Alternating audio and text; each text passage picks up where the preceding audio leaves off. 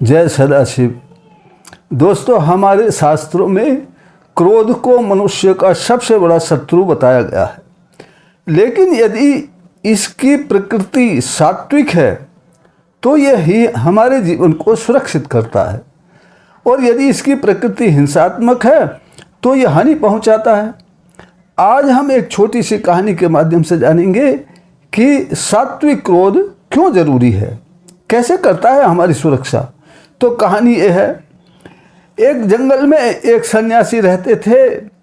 वहीं पर हवन यज्ञ कथा आदि क्या करते थे। उनकी कुटिया के पास एक सांप भी रहता था। कथा के समय जब सांप बाहर आता था तो लोग डर के मारे भागने लगते थे, और डर के मारे वे आश्रम में बच्चों को भी नहीं लाया करते थे।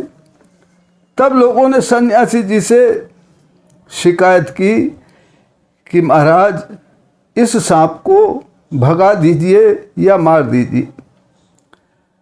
लेकिन सन्यासी जी ने एक दिन सर्प को बुलाकर सभी के सामने कहा कि तुम आज के बाद किसी को भी हानि नहीं पहुंचाओगे, और सभी लोगों को भी यह आश्वासन दिया कि तुम्हें सांप से डरने की जरूरत नहीं है। तो अब सांप बेचारा चुपचाप बैठा रहता सन्यासी जी की आज्ञा पाकर। अब सभी लोगों को विश्वास हो गया कि सांप हानि नहीं करेगा, तो काटेगा नहीं। तो अब लोग अपने बच्चों को भी साथ आश्रम में लाने लगे अपने साथ। अब सांप का डर तो था नहीं।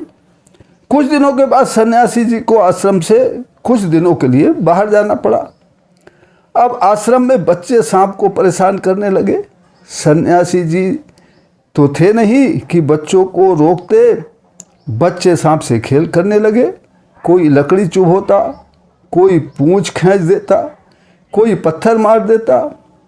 सांप चुपचाप रहता, किंतु बच्चे फिर भी ढूंढ लेते, छुपे हुए सांप को ढूंढ लेते और बाहर निकाल कर फिर छेड़ने लग जाते।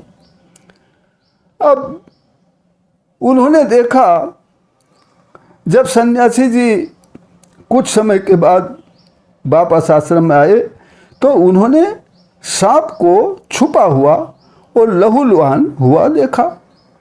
तो उन्होंने सांप से इसका कारण जाना।